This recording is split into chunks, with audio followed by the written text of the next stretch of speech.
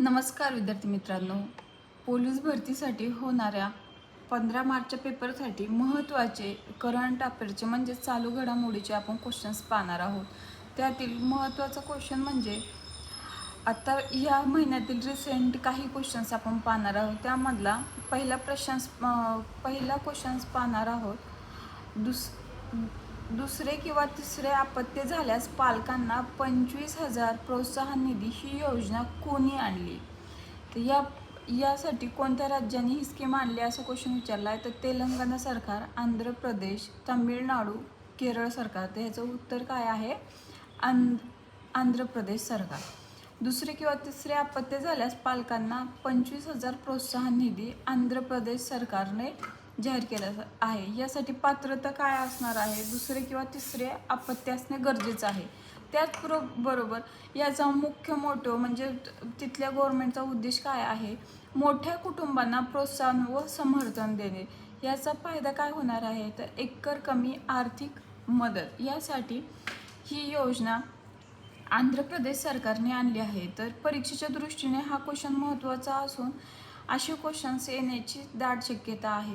त्याचप्रमाणे आंध्र प्रदेशच्या नव्या धोरणानुसार तिसऱ्या मुलासाठी 5 वर्षापर्यंत प्रत्येक महिन्याला किती आर्थिक मदत देण्याचा प्रस्ताव केला आहे, जी की आंध्र प्रदेश सरकारने जी योजना आणली आहे. तर तिसऱ्या अपत्याला प्रोत्साहनपर निधी म्हणजेच 10,000 रुपये देण्यात येणार आहे.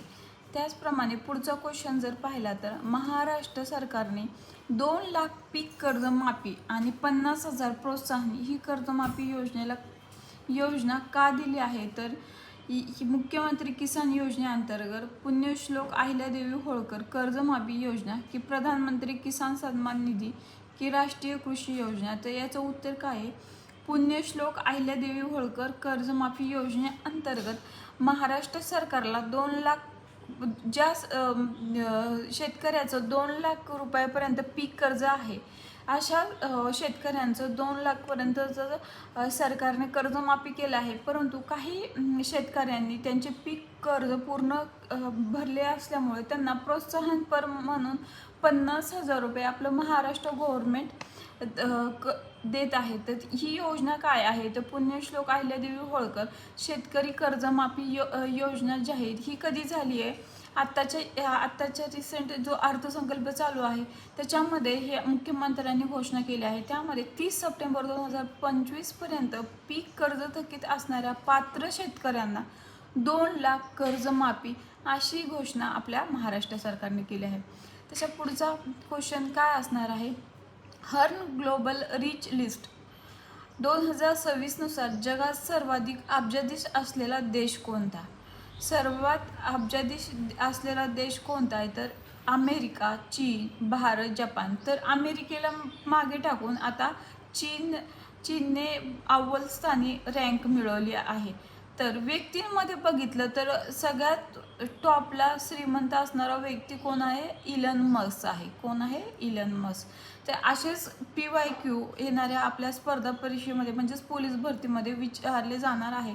तर जे विद्यार्थी आताच्या लेखी परीक्षेसाठी बसले आहेत त्या विद्यार्थ्यांनी हे क्वेश्चन्स व्यवस्थित करून अशाच टाईपचे क्वेश्चन म्हणजे यातलाही क्वेश्चन अशा टाईपमधला परीक्षेला येऊ शकतोय. त्यामुळे या क्वेश्चन्स व्यवस्थित प्रॉपर करणे गरजेचं आहे. त्याचप्रमाणे हर्न ग्लोबल रिच लिस्ट ही 2026ची ही कोण प्रकाशित करते? प्रकाशित करणारी संस्था आहे हर्न रिच इन्स्टिट्यूट. ही कधी प्रकाशन दिनांक कधी झाले? ह्याचं 5 मार्च 2026. ही 15वी लिस्ट असून जगातील सर्वाधिक अब्जाधीश असलेल्या देशांची ही लिस्ट आहे. याच्यामध्ये अव्वल स्थानी चीन असून दुसऱ्या स्थानी अमेरिका आहे. तर तिसऱ्या स्थानी भारताने स्थान मिळवलेलं आहे. भारतामध्ये एकूण अब्जाधीश किती आहेत? तर 308 अब्जाधीश आहेत. भारत आशियातील सर्वात श्रीमंत व्यक्ती कोण आहे? तर आशिया खंडातील सर्वात श्रीमंत व्यक्ती हा मुकेश अंबानी आहे. तर मुकेश अंबानीची संपत्ती 9.8 लाख कोटी रुपये एवढी आहे. जगातील सर्वात श्रीमंत व्यक्ती कोण आहे? Elon Musk. तर भारतातील सर्वात श्रीमंत महिला कोण आहे? रोशनी नादार मल्होत्रा. तर विद्यार्थी मित्रांनो इथेही PYQ बनवू शकतात कारण की अशा पद्धतीचे क्वेश्चन्स हा डाटा खूप महत्त्वाचा आहे. कारण की अशा पद्धतीचे क्वेश्चन्स इथून पण डिझाईन होऊ शकतात, त्यामुळे हा डाटा पण व्यवस्थित करणे याबरोबरच महत्त्वाचं आहे. त्यानंतर पुढील क्वेश्चन असणार आहे, बार्सिलोना म्हणजे स्पेन येथे आयोजित मोबाईल वर्ल्ड काँग्रेस 2026ची थीम काय होती. थीमवर पण बऱ्यापैकी प्रश्न विचारले जातात. आता त्याच्यामध्ये काय आहे तर थीम काय होती त्यांची, द IQ अर्न. काय थीम होती, द IQ अर्न. हे काय आहे तर महत्त्वाचे